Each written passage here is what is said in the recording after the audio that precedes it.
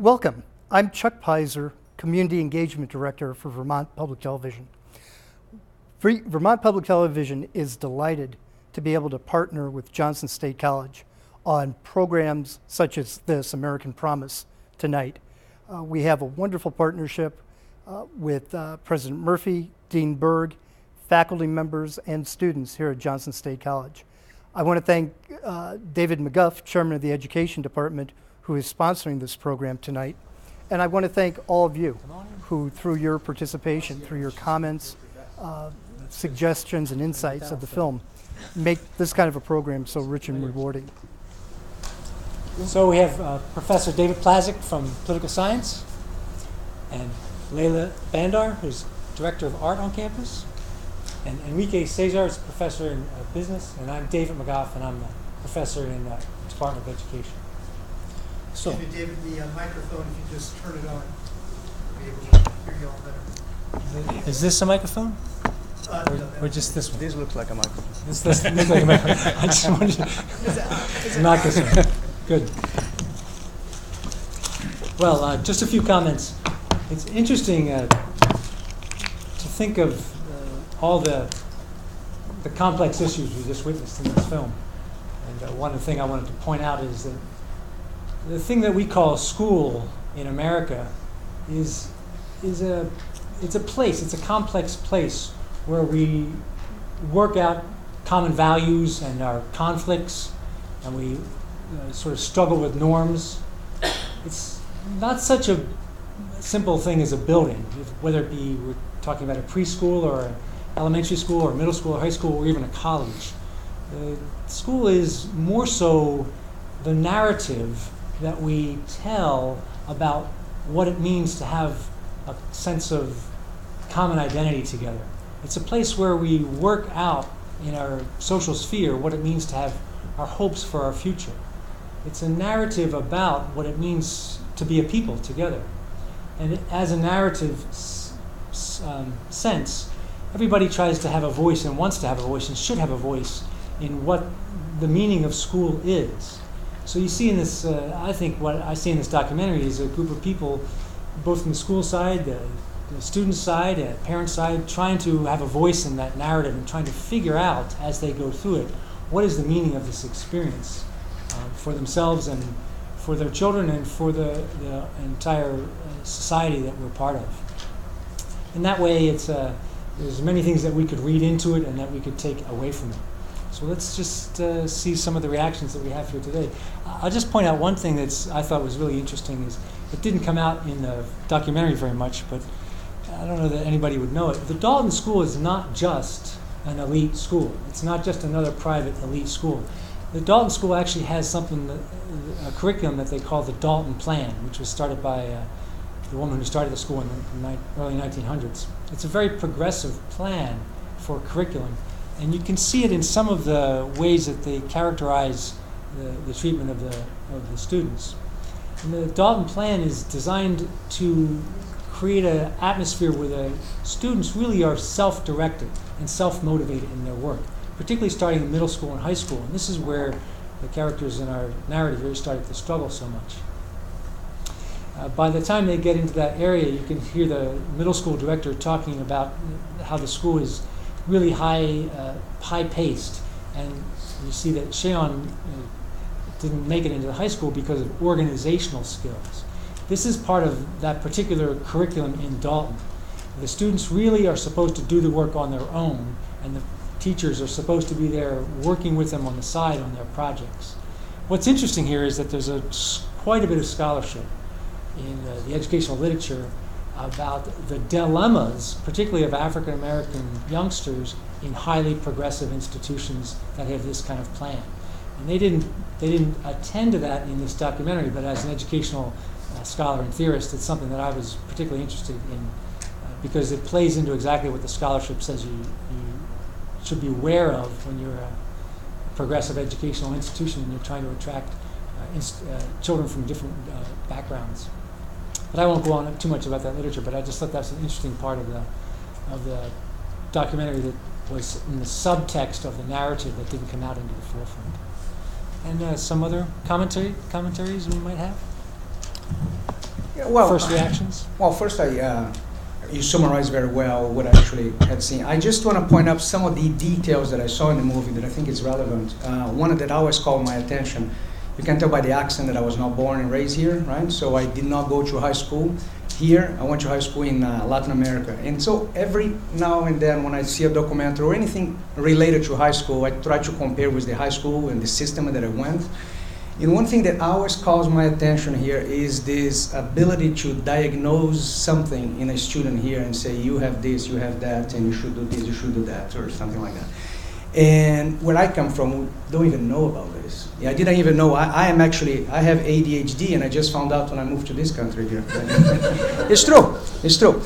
I went through high school having the condition, and I didn't even know about it. It was actually fun. I was the one that was hyper, I was making jokes, etc. So my point is that since we didn't have that perception of some students have disability and other students might not have disabilities for learning, it was never an issue of learning, right? So that's something that I always called my attention. I would like just to point it up here. That's what I noticed. One of the things that struck from the video was that. Yeah, you definitely see that. Yep. My name's Layla, and I find that the reason I am comfortable here talking about this documentary is I went to a school similar with sort of self-directed learning from age 5 to 18. It was a private school in the Boston area, and looking at these students having a lot of external pressures from their parents, from their teachers, and these are kind of pressures that we all navigate, and in these subcultures, I think they're accentuated. What I find interesting in the film and what we might, consider talking about are how we support young people as they're making decisions with competing external pressures. Hello, I'm Dave Blazik, one part of the Bookend Davids on this panel. A few things stuck out for me. First, as a methodologist, I couldn't help but think of the Hawthorne effect. As students of mine know, we talk about frequently when you act differently when you know you're being observed. But you know what? Can you fake it for 12 years? Probably not. So I don't think that's such a huge factor in this situation. Then the issue of race, as a political scientist, obviously is there. And well, first of all, did anybody ever see Hoop Dreams? Does this remind anybody of Hoop Dreams a little bit? That was one thing. Obviously, it was a different setting, but there were 2 parts that kind of resonated with me, and the one is when Idris is posing to his dad. Would it be better if I was white? Seriously, wouldn't it be better if I was white? And seeing a young man of color coming to this realization that in this society, there's evidence that it is better to be white. When it comes to GDP per capita, access to good jobs, being trailed when you walk into a store just to browse, or catching a cab. And that was, to me, a consistent subtext. And to watch somebody face that reality, to me, that was obviously a political message that ran throughout in many ways. But to watch somebody go through it, to me, was documentaries like this put a face to the numbers and give it a pulse and make it real. And I thought that was a real positive and a real plus of this experience.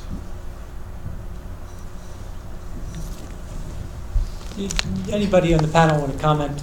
Do you think that the documentary is making a comment that's opening a viable conversation for us about race or class issues that will will generate a wider dialogue in the side. The documentary producers have now written a book, and apparently in the book they're going to try to address issues of what should be done to help African American children, in particular boys in particular, succeed in school.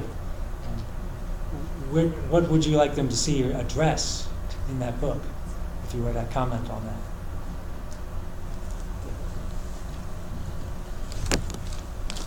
This movie wasn't about overt racism.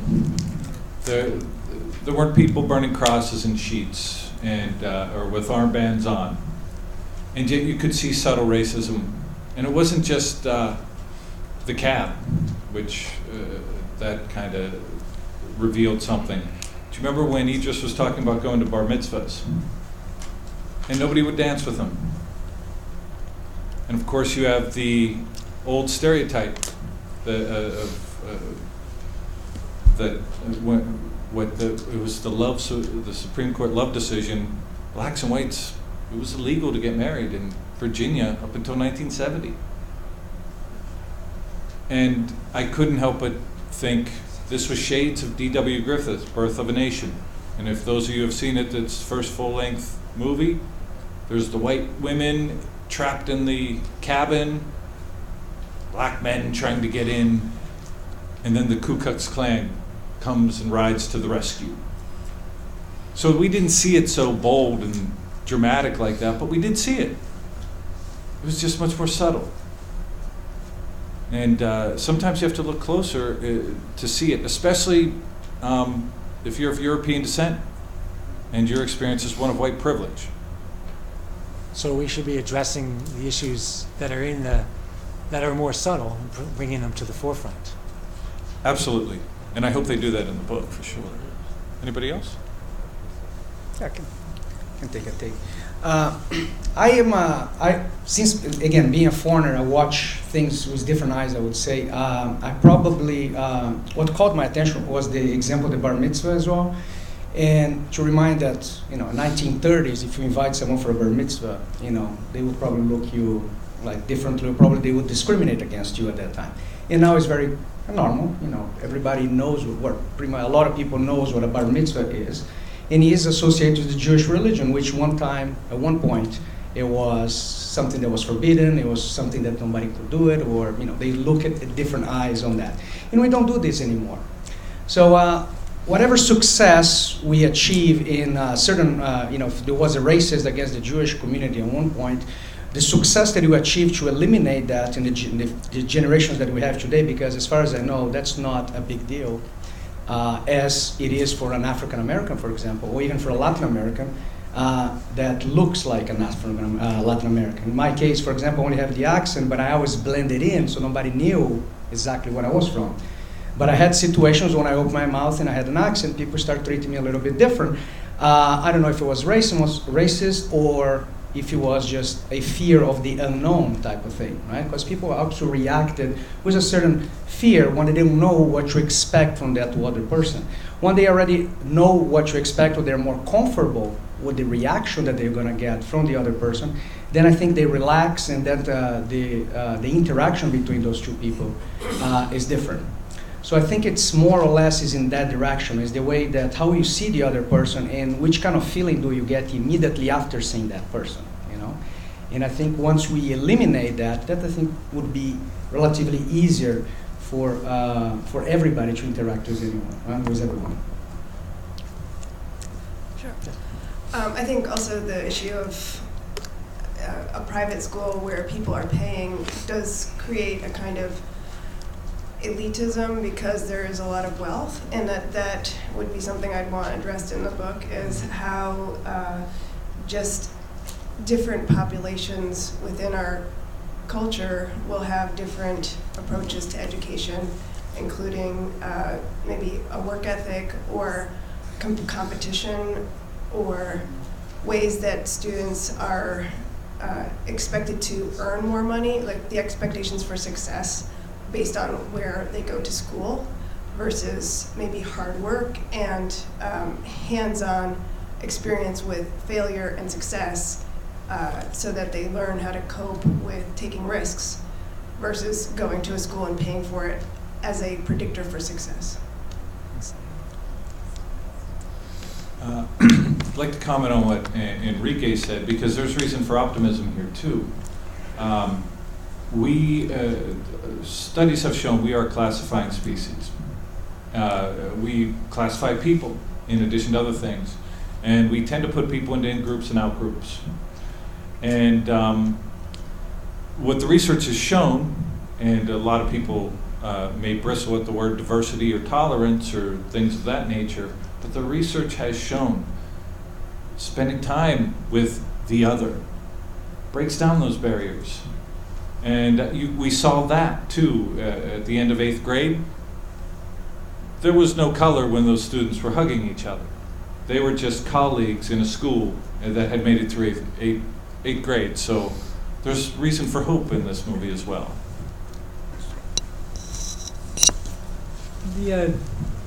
The filmmakers wanted us to see race in the documentary. What role do you think class is actually playing here? Do you think race and class mix or get confounded in a story like this, or do they separate out in a way so that there are some racial issues that are different than the class issues that are associated with it? Some people might suggest, for example, that what's really going on is class, and that the race issues are there sort of to tease us into a conversation, but that the differences in our American society really are much more class-oriented than they are racial. Any comments there? I have one. Actually, this is the comment I made to you last week when we were talking about the movie. It seems to me that's more a class or income separation rather than actually a race separation. And the things that I might use as an explanation for that is like, if you are from a low income and you're going to interact with someone that comes from a higher income than you, there's some kind of inferiority complex, if I may say, or some kind of lower self-esteem in most of those. Someone that has low income versus someone that's high income. What are they going to think about me? Am I dressed nicely? The way, et cetera, et cetera. So this plays a role. So I would say the income, it's more visible. The separation towards income is more visible than the race. At least that's what I could notice from the movie on that regard. I always ask myself, if I was watching a movie and I said, if the son of Will Smith, which is an actor from Hollywood, African American, was in that school, how would he be treated, right? Or if a son of someone that's very, very rich, but African American, how that person would be treated, or how that person would feel among the other ones, right? Is that person going to feel less or more or equal? We don't know, but I think that definitely we can. I don't have research here, by the way, I'm sorry, but it seems to me that's kind of common sense to admit it, that if someone comes from a higher income level, the sense of security, it's more present. I think the self-esteem is actually more present on average.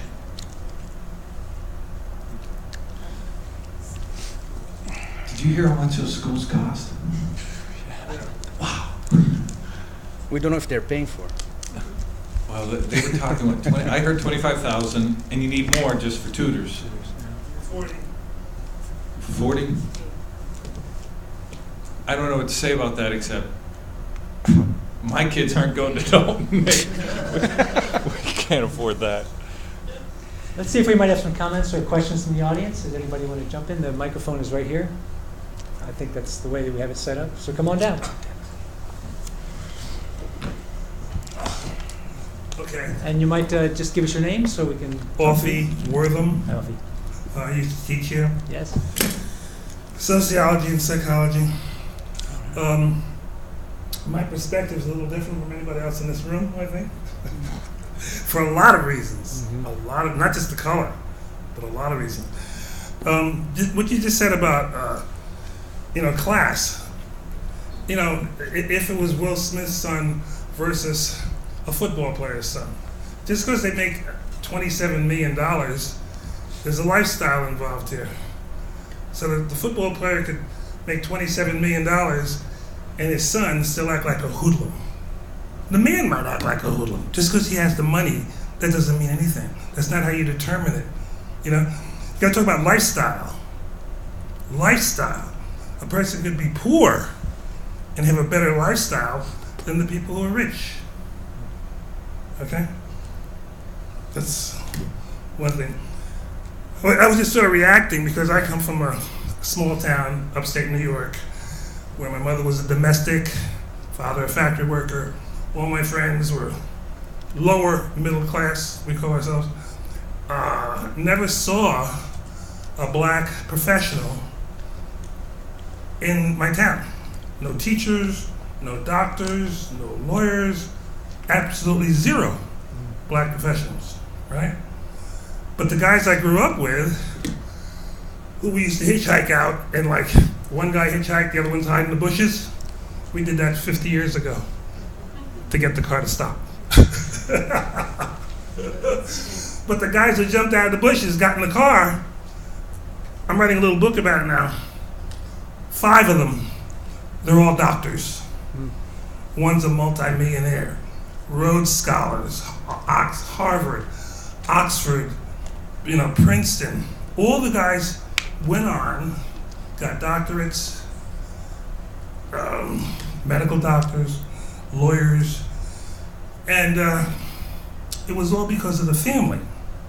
It was all because of the family, okay? In the families, the mother and father were always there for all of us, okay? Nobody ever got in prison. I never saw a girl in high school who was ever pregnant. I mean, we had a different lifestyle in those days, And school was very, very important. And most of the guys were top students, either the president of the class, highest average, perfect scores on the SATs. Little black boys, right? I mean, you can't generalize about somebody just because they're black. And all this stuff, even in this movie, you had one father was a psychiatrist. Well, from the way he acted, you would never know he was a psychiatrist. Interesting. Really, I mean, to me it was pitiful, So there's a lot involved here. You just can't generalize because you see someone of color. I mean, you don't know who you're looking at or where they come from. Anything, really, until they open their mouth. And then you can start telling a few things.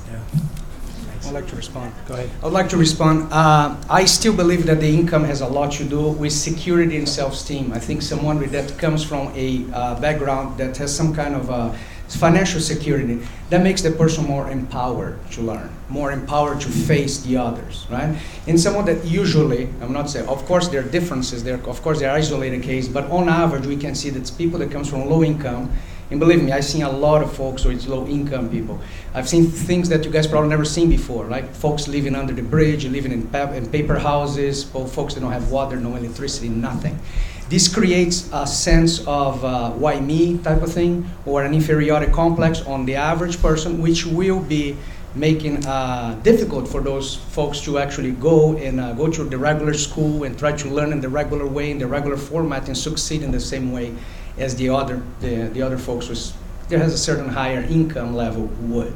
So I still believe that low income will definitely play a role on the self-esteem of someone, which definitely will impact the way they learn. Yeah, I'd like to comment on that as well, because there are conditions for creating self-esteem that might be absent in some environments. And the scene that sticks out as sort of a metaphor for this in the film, for me, was the scene where there's the teacher's showing the 2 eggs, and she cracks it open, and there's that little chick, and the little feathers all matted down. And that's a kind of intervention that affects that chick.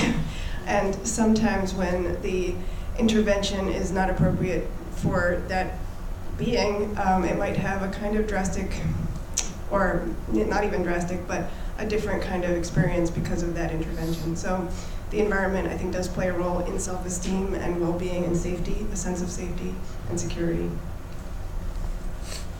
The extent to which income or life outcomes are a result of people's own personal views, or whether they're structural. Obviously, there's a combination of both. But in many ways, we all know that people's class can be inherited. Those born poor are more likely to remain poor. Those born to wealth and privilege are more likely to maintain wealth and privilege. It's not guaranteed, but the numbers overwhelmingly support that. And when you think about the widening gap in this country, it's historic. The gap between the haves and the have-nots. Occupy Wall Street, of course, hit on this, the 1% versus 99%. Just a little tidbit, social mobility in this country that is doing better than your parents did. It's low. Everybody says the American dream, anybody can do it. Well, you have a better chance doing that in Europe than in America nowadays. Class certainly permeates this story as well, no question. I wonder if anybody in the audience here would like to respond to this question. Do you think it was fair what the parents did? Do you think it was a fair thing to do to their children?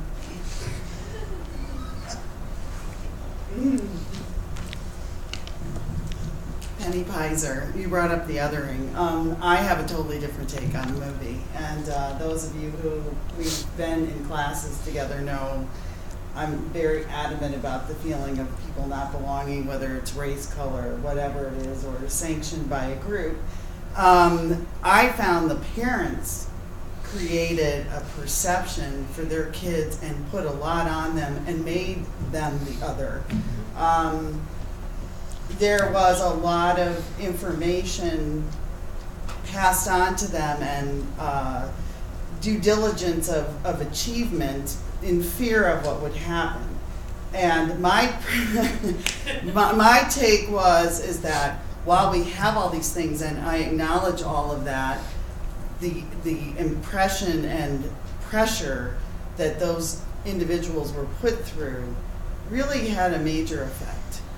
And I had a hard time sitting there not wanting to say, what is wrong with you? So I don't know if anybody else would like to speak to the othering, but... Excuse me. Hi, Pamela McKenna. What I was going to say, I totally agree with you. And I also felt as though every time the child didn't do what his parents wanted him to do, Idris, his father was very insulting. You're just lazy, you're not even getting out of bed, you're not even trying. And he's getting into some of the best colleges in the United States, but oh no, you're not doing well enough, I'm sorry. And it was just, you got into the best school in New York City for grade school and for high school. You're getting into some of the best colleges, but that's not good enough. And so it just seemed like it was, how hard can your parents push you before you break? And I think some of his learning pressures were because of the way he was being pushed so hard. So, but my question is, do you think it's fair? And I'm just. I don't think it's fair to use your children as a means to an end. And now they're writing a book about it, so they're continuing to use their children as a means to an end. I see the point there. It's a very clear point there. But the parents have hopes. And here we are sitting in college. Come on. Could you come on down? Yeah.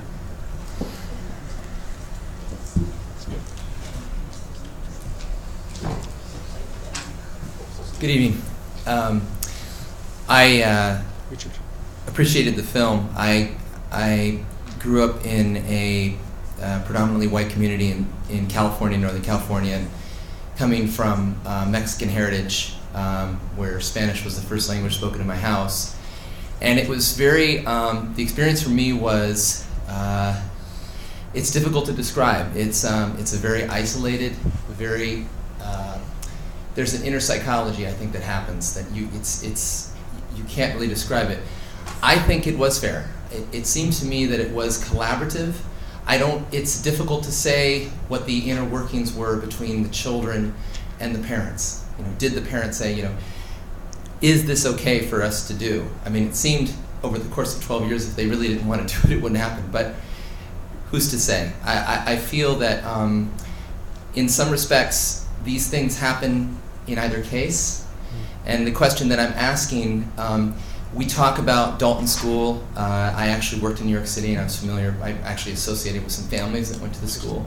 My question is, isn't it the cultural prerogative and responsibility of Dalton School to inject a problem-solving community base to actually look at these issues? They have African American students in their school. So isn't it the responsibility of such a high energy school to begin to explore these issues within the school itself. That's what I'm left tonight questioning and asking, and also asking from my past. Of course, this is a little bit earlier than this age, so. But whether or not it was fair, I think it was very fair. I think it gave a great introspection onto what the reality is, and I think these things would have happened either way. So thank you. David, do you want? This is Richard, and I'll just say Richard asked the question the other way. Was it fair for Dalton to do what they did? And that is to bring children in the way they did. What is not shown in the documentary also is that Dalton implemented this initiative to diversify their school. And the documentary shows the first group of parents that they brought in specifically for the issue of diversifying the school, and they created a scholarship fund to support that diversification effort. But what you don't see happening there is anybody reading the research about how a majority white institution like that should attempt to go ahead and diversify, because there's quite a bit of scholarship on that. And they simply did it from a good-hearted, let's just bring people in point of view and have them incorporate or enculturate into our culture because we know what we're doing. And your question is it fair for them to do that, or shouldn't they have been more introspective throughout? Which I think is a great question. Comments here? I just want to say one thing about colleges.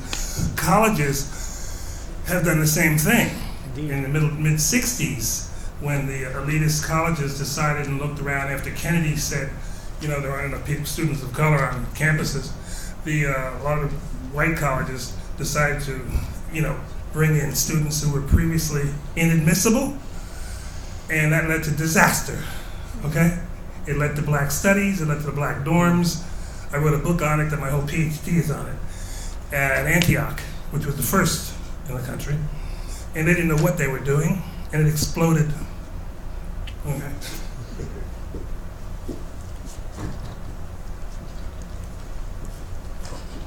I'm Chuck Pizer. I had a couple of thoughts as well, and to play on kind of your comment. One of the things I'm intrigued with this film is the idea of the American dream, and how the American dream plays out at different segments of society. We're kind of a nation without Marx. We're kind of a nation without Jesus. We have a creed, an American creed, that binds us all together as a people, and that's all that we really have as a nation compared to 300,000, 1,000 years from one country, or what have you. So I'm kind of playing on that same kind of theme that Dalton, as a school, wanted to incorporate minorities. They invited the minorities in, but they really had no way to incorporate them once they were there.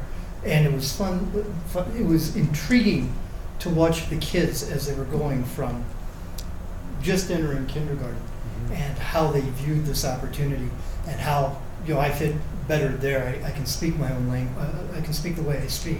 I don't have to come up with slang to be accepted by my friends here in the neighborhood I grew up in. And so I found that kind of intriguing and would love to hear a comment. The other thing I'd like to throw out is I grew up with desegregation and with school busing. And the public school, when Cheyenne left Dalton and went to the public school, that black principal had such an intriguing comment that, as opposed to everything I had experienced and everything I grew up in, that no white parent wants to send their kid to a black school. Why are we insisting upon blacks having to want to go to a white school? I'd love to hear some comments on that too. Yeah, there's a couple of great points there, Chuck. Thanks, Sam. It's really interesting to see. I was in Minneapolis for many years working in teacher education, and while I was there, the school district moved entirely back to neighborhood schools. They dropped the entire desegregation effort and went back to neighborhood schools, and now this is a movement that's happening in many cities in the country because of the same motive that you saw in the documentary. That the effort to desegregate has a higher esteem, but maybe it's not the school that's the place to do it, because we're doing too much damage to our our children by forcing that too soon upon society. So the schools in Minneapolis are now majority. They're majority black or they're majority white because they've moved back to these neighborhood schools. And the same thing's happening in Washington and in many other cities. And there's quite a bit of work that says that the education under this, the simple, straightforward education under this scheme is very effective and in many ways better. It has to do with the sense of comfort that we were talking about here before, class and race.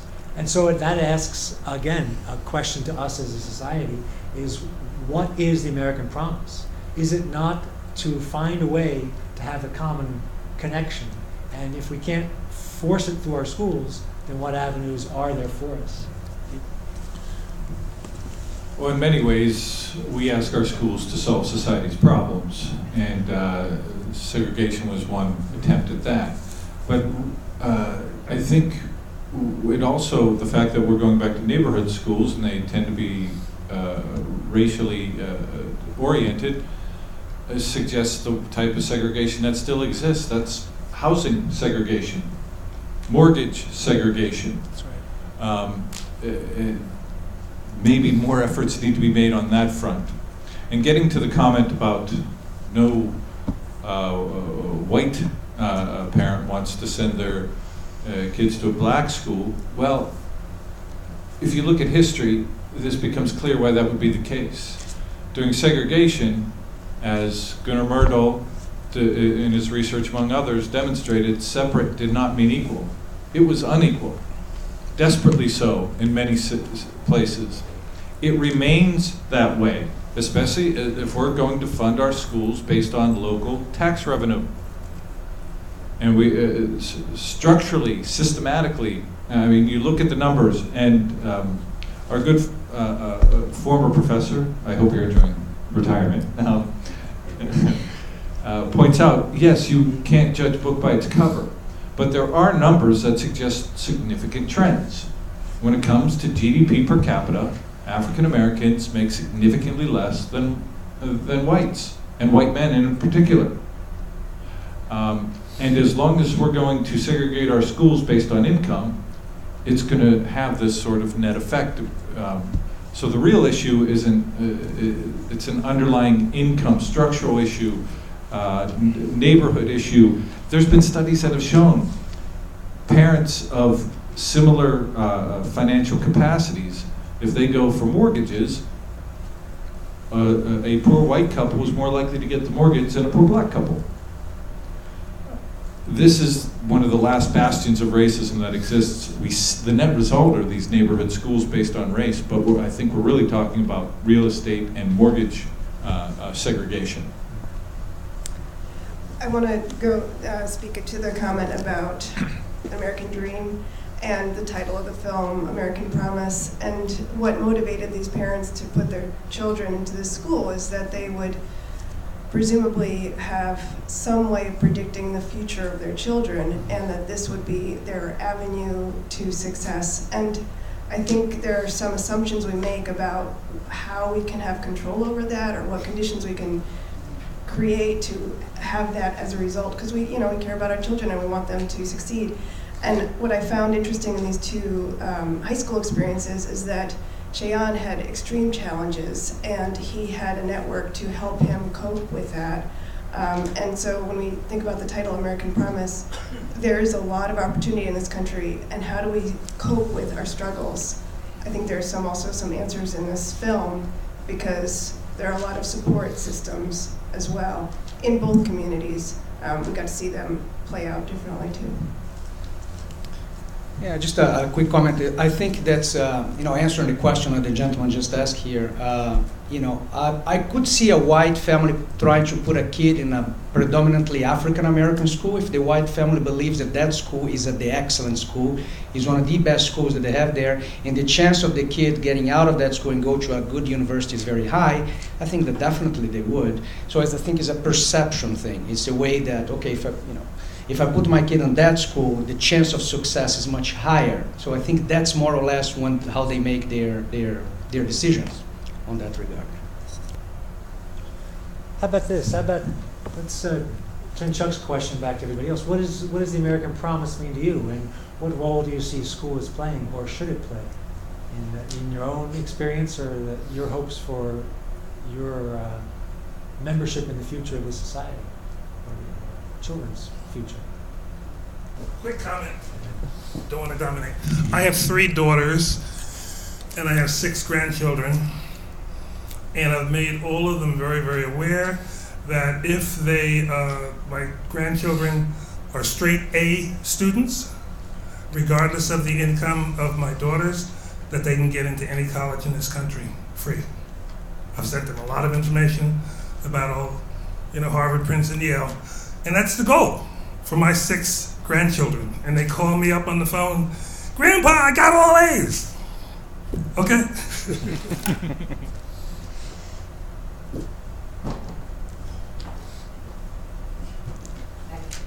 I'm Jaylon. I'm actually a grad student here in the counseling program. I came to this country as an immigrant when I was just 2 from Turkey. My father, my whole life, said, we came to this country so that our kids could go to Harvard.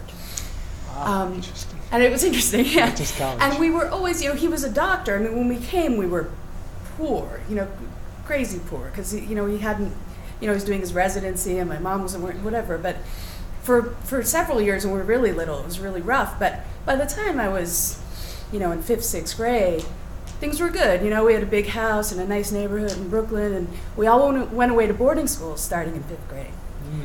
I have 2 brothers. And we all did really, really well in school. But I'll tell you, we were always I always felt like I had to work twice as hard. I had to be twice as concerned about how I dressed, because my father, I felt like my father made his money. Like, even as a doctor, I felt like he made his money compared to, compared to a lot of the kids I went to school with who had this old money. Like one of my classmates was Ted Kennedy's son. I went to the person who's the heir to the CEO now of, M&M Mars. So I was in school with these people who were coming from old, established money, and it was a really different thing. They were very entitled. They felt very. So I agree with what you were saying about there's a different kind of self-worth if you're coming from a sort of lower place. Even though my father was making decent money, it was nothing compared to what they were doing. But the thing I wanted to bring up was that when it came time for that, my kids, we came here so my kids could go to Harvard, I bombed my SATs.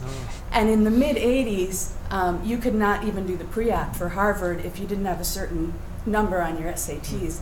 And I took them 4 times. I had a private tutor. I took a class, and I just could not pass that damn test. My father never got over it. But I will say that my brothers, both under this crazy pressure, my older brother cracked. I mean, it was just, we were always had to be better, had to push harder, had to keep getting sort of propelled, always had to be kind of the small fish in the big pond. It was like, get out there, compete, do the next level, take the AP class. Yeah. And then my younger brother was magna cum laude from Washington University in quantum physics and advanced math. And he graduated, and all the job offers were from the military-industrial complex. And I don't know why that surprised him, because he probably should have known by that point.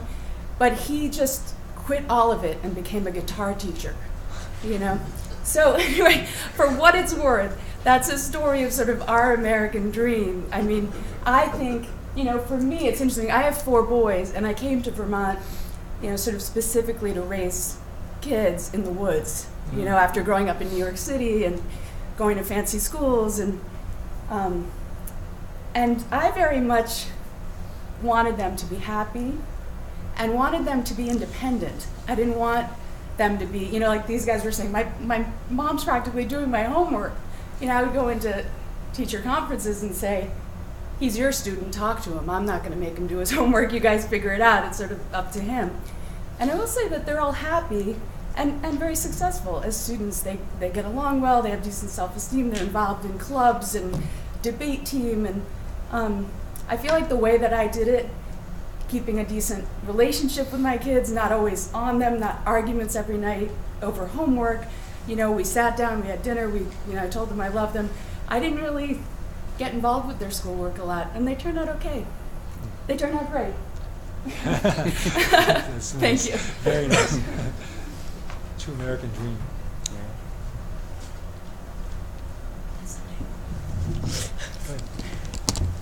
I think the movie, it's like an onion. There's lots of layers here, and it's more about than just race, and it's more than just class. It's also about parenting and parental choices, and we witnessed that.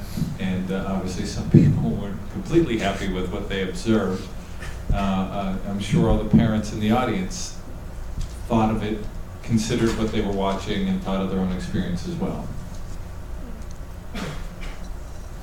I just want to share with you that I had the same situation as my father as well. Identical. The only difference is that my father was expecting me to go to the best university in the country that we're from. I'm Brazilian, by the way, if you're wondering. And I just couldn't get accepted in the best school there.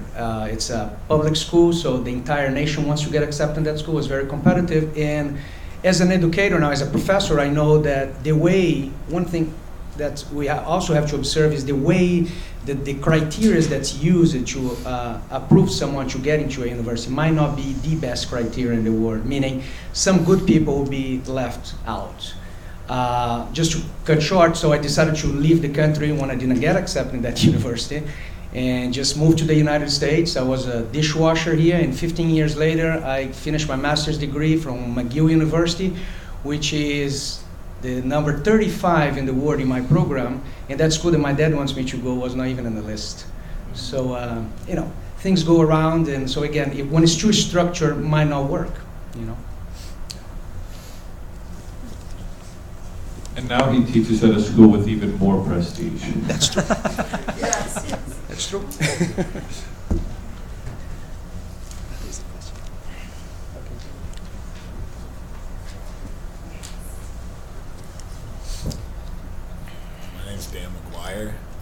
I was just thinking about what you said about the American dream.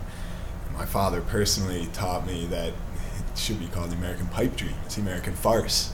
I've heard young people all my life say, when I get rich, when I'm rich, this is what I'm going to do. This is the kind of car I'm going to own. And as long as you perpetuate that, yeah, you're poor now, but someday you'll be rich and it's because of this system, then all the poor are going to want to continue to perpetuate the system, which is really keeping the rich in power. And as you said, the numbers show that getting out of poverty to become rich is not the likely thing that's going to happen. So that was really interesting to me. The other thing that I was thinking about that you guys were talking about was when you said, what are the mechanisms we need to cope or to deal with the pressures of our academic life as adolescents. And I think one of the things that really helped me when I felt pressured in school was to go off by my own, do my own thing. For me, it was skiing or walking in the woods. And two of the scenes in the movie that I really struck with me was the one where when Seun's young and he's skateboarding there and he's doing his own thing, he's trying to skateboard, but he's got camera right there all the time. His whole life is constructed, and they even talked about Idris's entire life being planned out. And I think that trend in America is hurting kids because they need their time to go and Idris, it showed that scene where he was walking in the woods with his dog.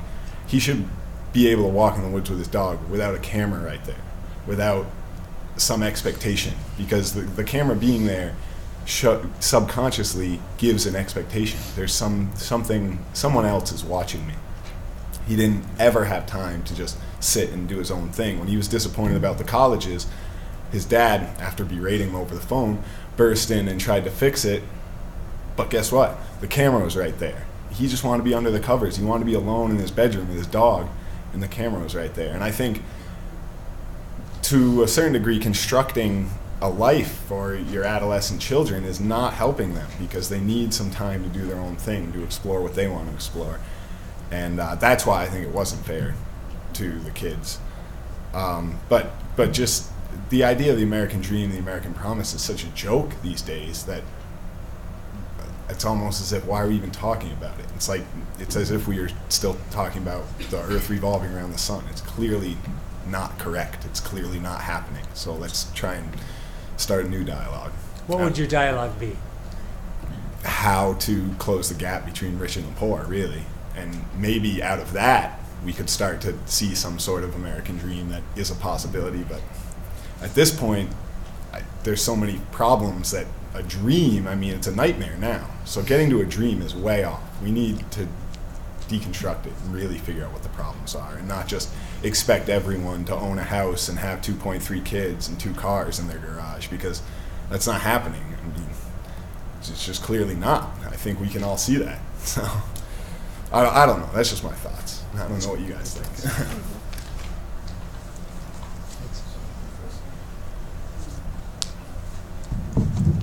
Any more comments on Dan's comment? I disagree with this.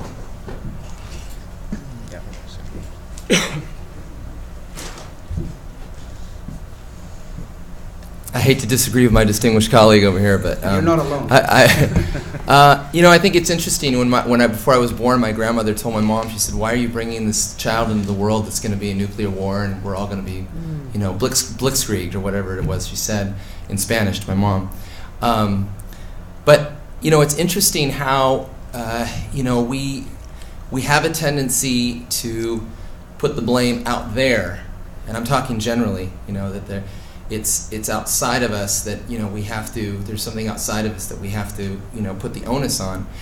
And we were just having this conversation the other night in one of our classes about the innovation of America, and how they're sending people from overseas over here because there's something that's going on. There's something brewing. I think as teachers, we have a moral obligation and a responsibility to help, turn the tide. So, what is the future that I want to see for my 1-year-old daughter?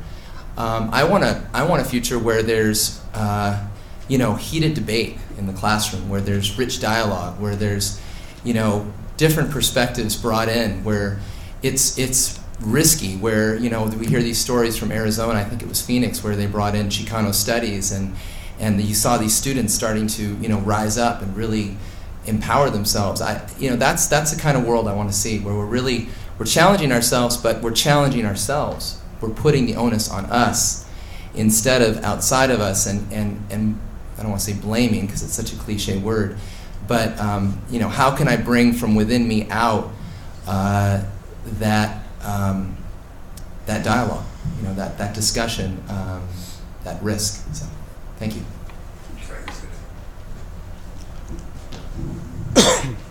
One more thing, a little more positive note. With my 6 grandchildren, with them I see no limit. The 10-year-old, his goal is to be an astronaut. I send him all sorts of things. He has a picture up on his wall of the cockpit of the shuttle, And I don't know. For my, I can't do much about the whole world, but I try to make a little influence upon my 6 grandchildren. And I'm going to do everything I can to get them into the best schools in this country or in the world.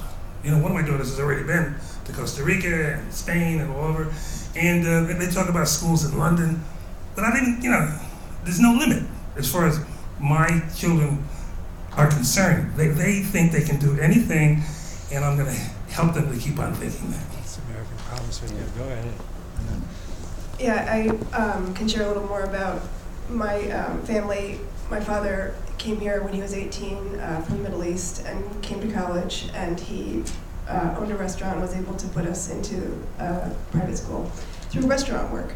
And this was a way that my mother could stay home and work with us on our homework. But what I want to comment about these 6 wonderful grandchildren and their open-mindedness, I think that an open mind can be the gateway for someone like my father to come to this country for college.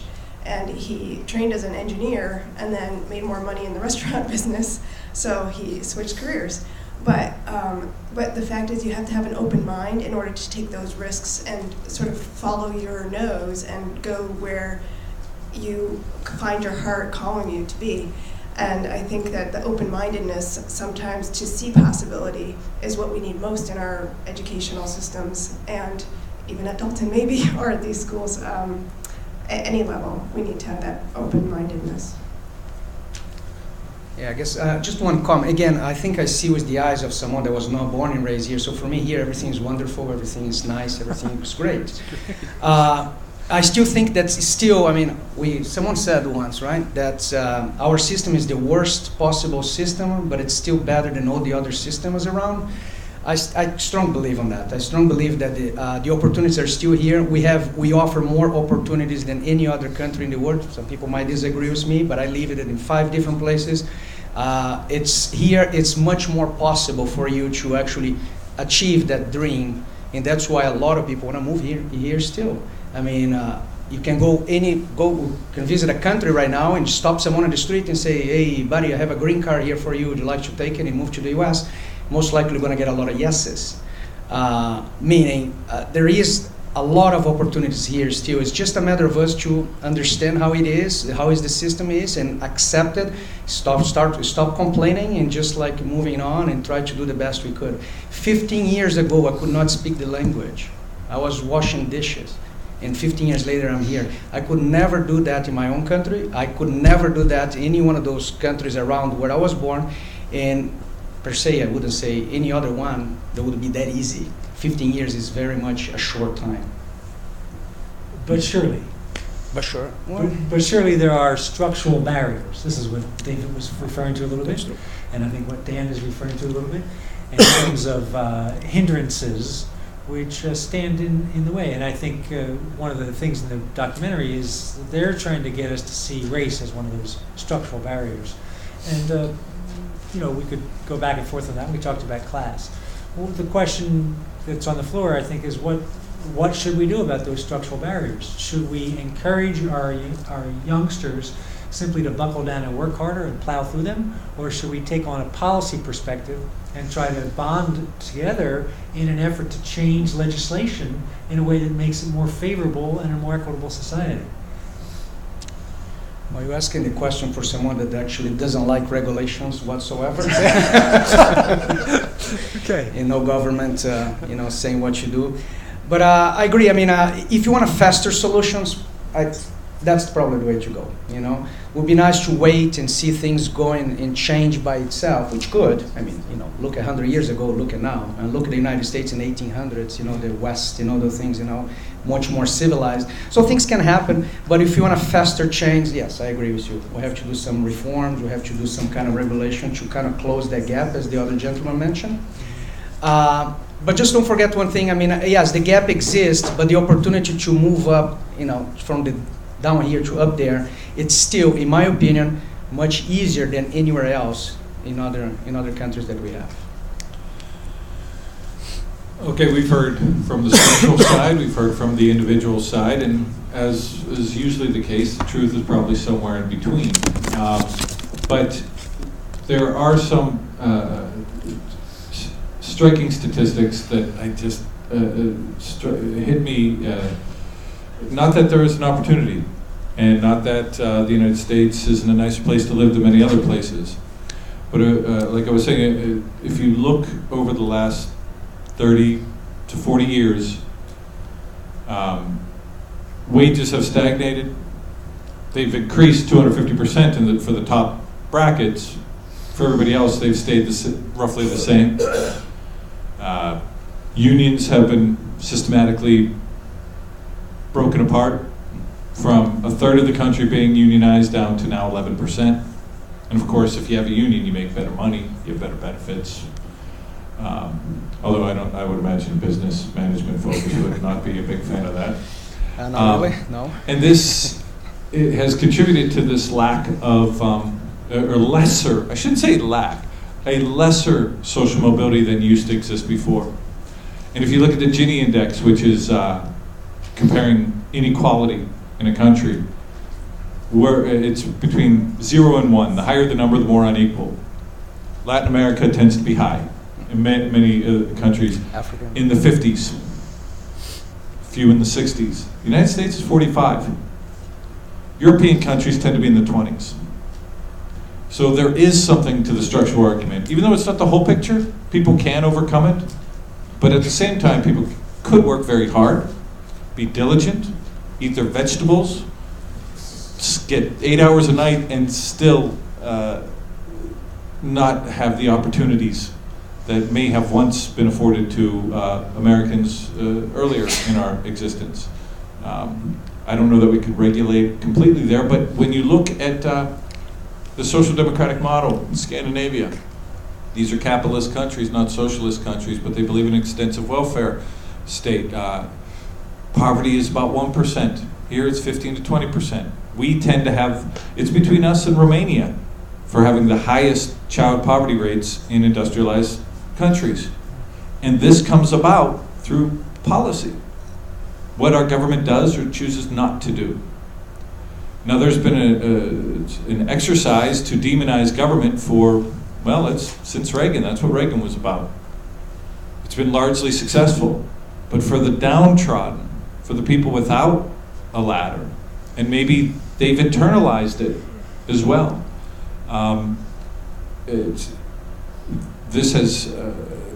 This process has made success less attainable, not unattainable. So these, I don't mean to say it's all structural. Personal variables do matter, there's no question. But I think we can't neglect the structural barriers as well. I agree with you, but again, everybody used the Scandinavian models as the perfect model. I mean, we cannot compare these countries to Scandinavian countries. I mean, it's 300 million versus 10 million. It's a very diverse population versus a very homogeneous population. So there's a lot of variables there that might make it possible for that income distribution to be much, better than ours here. Again, I insist on the fact that, in my opinion, the mobility from down to up here in this country is more existent, it's more possible than in other countries. That's my opinion, and that's something that I actually see, that I saw, that I observed, that I felt. So I might be using just a personal opinion here to actually say that, but when you leave something, it's so hard to think otherwise, And I went through this process, and for me it was true. I tried to work in Canada. I tried to have the same idea when I was studying there. It was very difficult. It was very, very difficult. Here it was much easier. We kind of sound like we're back where parents were talking about the American dream. We're talking in ways that they were talking about what the goals and aspirations were. So it's hard to get away from ourselves. It really is. And while legislation is terrific, I think open discussion is the best, starting early on in classrooms without systems and discussing when things aren't necessarily correct. Open communication. So, but I just find that we're circling back. It's just interesting. We can't help ourselves. Thanks. If I could, I think I couldn't agree with that more, because when you question, you investigate. Good ideas will withstand questioning, and ideas that don't hold salt will wither and fall by the wayside. So this is absolutely essential to have open debate and open discussion if we're going to seek truth, at least as best as we can understand it.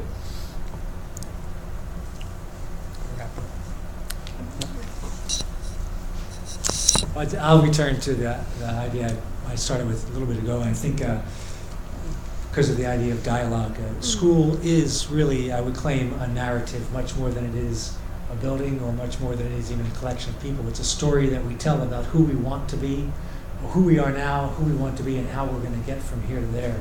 And it's a constantly evolving and changing narrative that we're all engaged in. I think it's the central element of the American scheme. That is the whole educational enterprise. We put everything in school, and we talk about everything, not in school, but we talk about everything around school. We use school to sort of address all of the issues that we should be addressing, or that if we want to skirt, then we try to put them in there as well. So as a room full of educators here in a place of higher education, I think that this would be a good message for us to carry away, is that school is an opportunity to have those conversations. We can have them in the hallway, we can have them in our classrooms, we can have them at home around the dinner table. That's what school means, is to have those hard conversations and to try to peel back the layers of the experience and all these shared experiences from people who come from these great different backgrounds helps us to appreciate the diversity of power and strengths that we have out there. So that would be a way to carry on, I think, from here. And remember that school is a dialogue, and that's what we're seeing in this documentary.